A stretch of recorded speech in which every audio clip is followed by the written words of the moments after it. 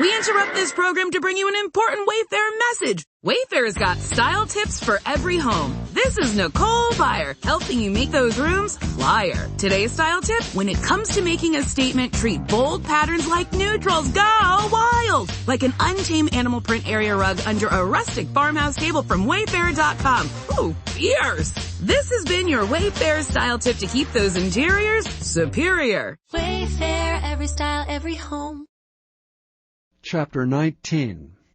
And it came to pass in those days, when there was no king in Israel, that there was a certain Levite sojourning on the side of Mount Ephraim, who took to him a concubine out of Bethlehem, Judah. And his concubine played the whore against him, and went away from him unto her father's house to Bethlehem, Judah, and was there 4 whole months.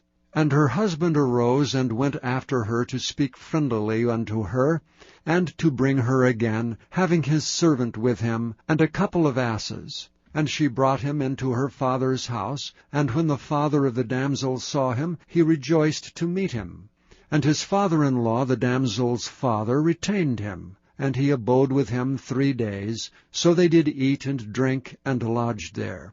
And it came to pass on the 4th day, when they arose up early in the morning, that he rose up to depart. And the damsel's father said unto his son-in-law, Comfort thine heart with a morsel of bread, and afterward go on your way. And they sat down, and did eat and drink both of them together. For the damsel's father had said unto the man, Be content, I pray thee, and tarry all night, and let thine heart be merry. And when the man rose up to depart, his father-in-law urged him, therefore he lodged there again.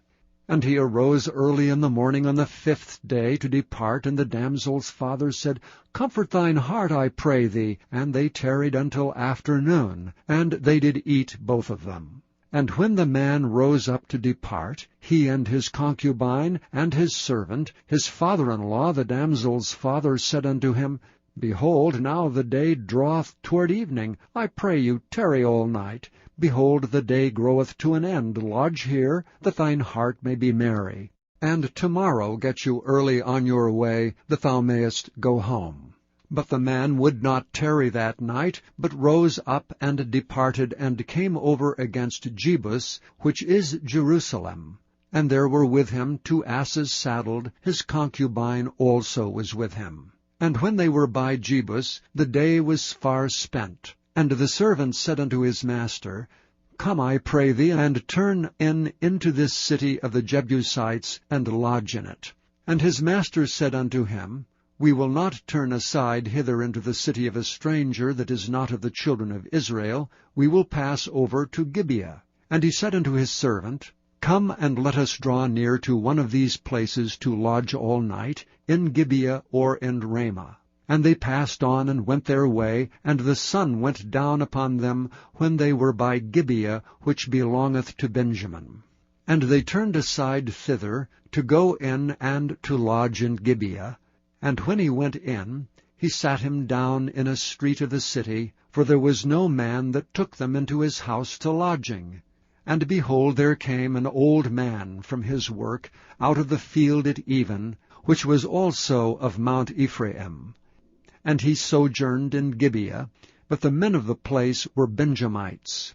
And when he had lifted up his eyes, he saw a wayfaring man in the street of the city. And the old man said, Whither goest thou, and whence comest thou? And he said unto him, We are passing from Bethlehem, Judah, toward the side of Mount Ephraim. From thence am I. And I went to Bethlehem, Judah, but I am now going to the house of the Lord, and there is no man that receiveth me to house. Yet there is both straw and provender for our asses, and there is bread and wine also for me, and for my handmaid, and for the young man which is with thy servants.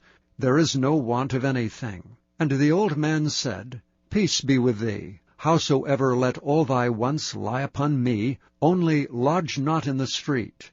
So he brought him into his house, and gave provender unto the asses, and they washed their feet, and did eat and drink.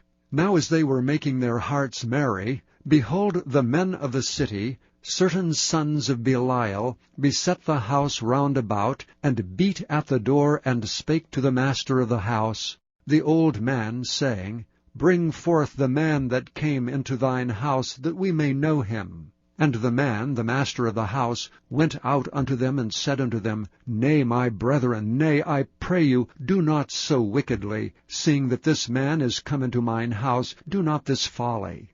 Behold, here is my daughter, a maiden, and his concubine. Them will I bring out now, and humble ye them, and do with them what seemeth good unto you.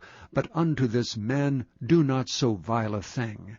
But the men would not hearken to him. So the man took his concubine, and brought her forth unto them, and they knew her, and abused her all the night until the morning, and when the day began to spring, they let her go. Then came the woman in the dawning of the day, and fell down at the door of the man's house where her lord was, till it was light. And her lord rose up in the morning, and opened the doors of the house, and went out to go his way, and behold, the woman his concubine was fallen down at the door of the house, and her hands were upon the threshold. And he said unto her, Up, and let us be going. But none answered. Then the man took her up upon an ass, and the man rose up and gat him unto his place. And when he was come into his house, he took a knife, and laid hold on his concubine, and divided her together with her bones into 12 pieces, and sent her into all the coasts of Israel.